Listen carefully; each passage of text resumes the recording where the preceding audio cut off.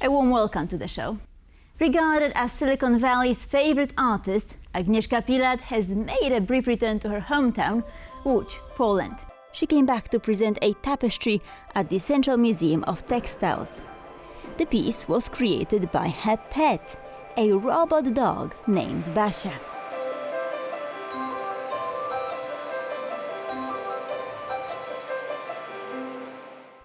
To discuss this project and her artistic journey, I'm joined by Agnieszka right now.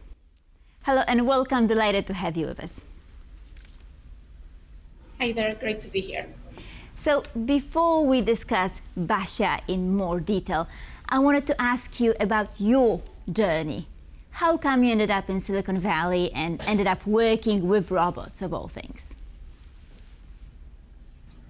Well, so I was born in Łódź, that's my hometown in Poland, and I'm part of the generation in Poland when Berlin Wall came down. I think there was a group of Polish people my age that had that curiosity about the West. So I went very, very west, which is as west as you can go, which is California and San Francisco. You're an artist in residence for a number of tech companies, including SpaceX. So what do they need an artist for? Yes, I'm super lucky to be on the forefront of these deep tech companies, SpaceX, and very secretive too.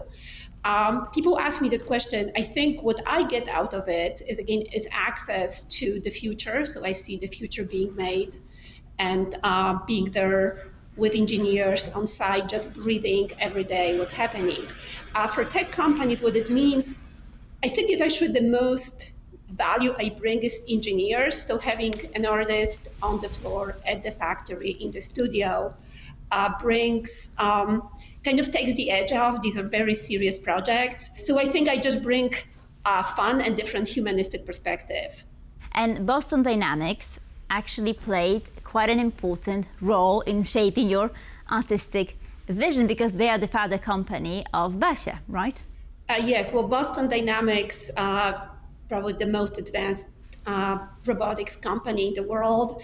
I knew about Spot, which is an industrial robot dog, very famous. I knew about that robot before meeting her in person, of course, and I went and I found, the way I find access to these companies, sorry if you're hearing honking, I mean, there's always something happening. The way I get into these companies is generally I find someone in C-suite to make an introduction. They don't have artists in residence programs. And like I said, they're very secretive.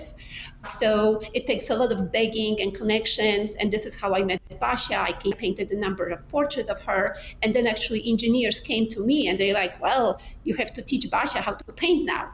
And this is how it all started. So how did you go about it? Because Basia was not a ready-made artist robot. You had to work on her, right? Correct, yes. So when I first met her, I like to remind the audience I am a classical painter and a portrait painter. And the first thing as a portrait painter, what we do is we think about the subject and how old they are. So looking at Basia, of course, I thought, well, this is like a young robot in human years, probably 5-6 years old. And everything graphically and engineer-wise we started doing is very childlike.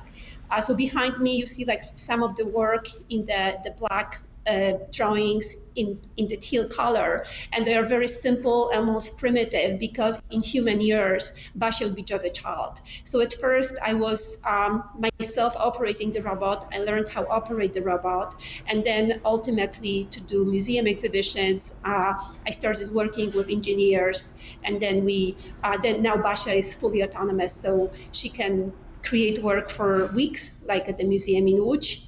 And we don't really have much to say at this point.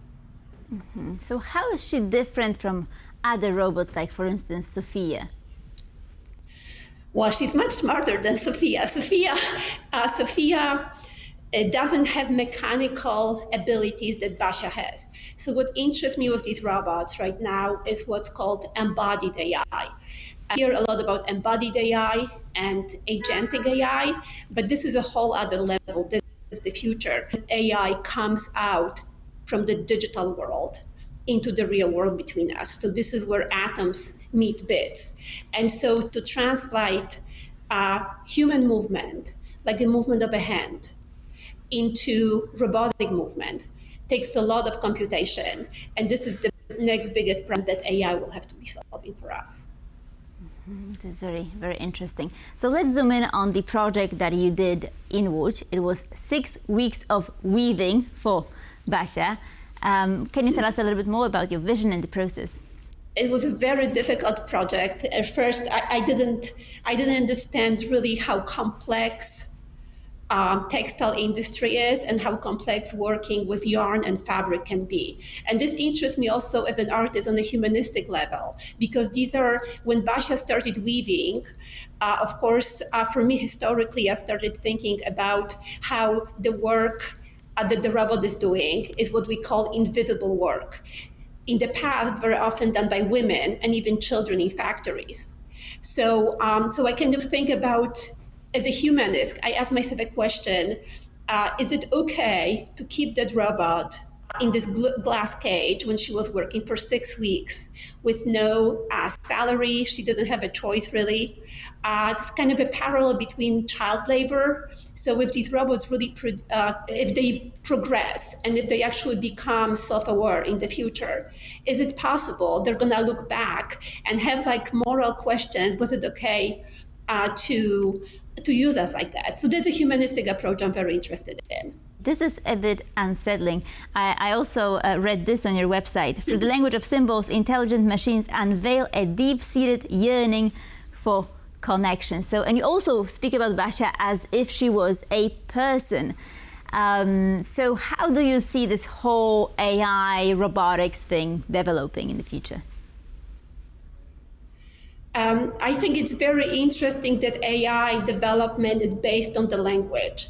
So when we about new civilizations, the first thing we develop is a language. So visually also, not only the way my robots create work that looks like perhaps work of a kid in a kindergarten. Another level is they look like ancient cave drawings. And at first, because Basia is a young child, this is new civilization, AI is this new civilization, I like to say it's a global child of humanity. Now think about how it starts developing its own language. And it's on us. And every time it goes online, I always like to remind that every time we go online, we're training AI models. That's why we need to behave better online. We're terrible online. And I think this is the most important message right now in AI humanity, how we behave on the internet. And do you think that at some point human artists will become obsolete? Well, I automated myself out of my job a little bit. I like to think about Basia as my collaborator. But I think as artists, it's very important we embrace these new tools. And artists have an opportunity to practice, to rehearse the future without the consequences of the real world. So I think it's on us, on artists. We have to use AI in our work as a R&D of humanity for the future. So let's talk a little bit about criticism towards Basia. Most famously, New York Magazine's art critic Jerry Saltz said that the work is derivative dreck. What is your response to this? Oh, I love it. Jerry's a friend. We're okay now. I think it's a proof to irritate and piss off someone like Jerry so much. It means Basia is doing important work. So to create a reaction as an artist, that's the best reward we can get. And of course, for me, this is a parallel when first Impressionism happened, and the word Impressionism used to be a derogatory name for art that's just an impression, is not real art. So I take it as a badge of honor, but I understand that art is feeling also violated and scared of technology taking our jobs. I'm aware of it. But again, I think it's our obligation to dive in and understand what this means for the world. And Agnieszka, would you mind telling us a little bit more about what is Basia's place on the art market? I mean, how much would one of her paintings cost? The paintings of Basia, depending, of course, on the size and how long she works for it, $20,000 to $80,000. So it's not actually very expensive work, considering that the robot itself, the robot itself is very expensive. So this is an industrial robot made by Boston Dynamics. I like to always underline, I don't work for Boston Dynamics. They're wonderful friend. I also work with Agility Robotics, also wonderful friends. But as an artist, I'm very wary to work for a company. I work for their technology. I think their technology is a muse for me, but I am not promoting their machines. I always like to underline that. And were you thinking of working with some other robots, perhaps? Yes, so I'm working with Agility Robotics. This is a robot, a bipedal or humanoid robot, so on two legs, and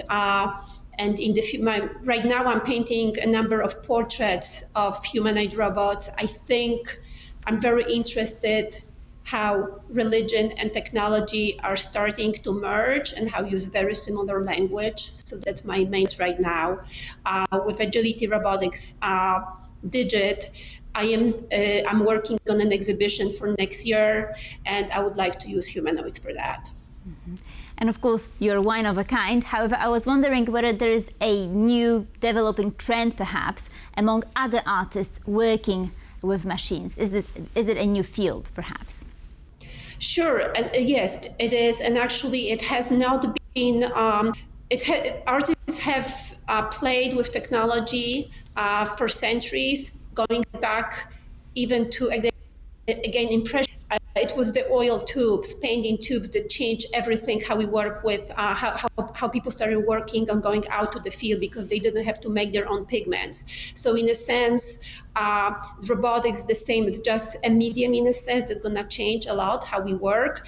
Interestingly, Art Basel just opened in Miami, and another artist, Biple, he actually used quadruple robot dogs. He made an installation with dogs, but it's criticizing technology.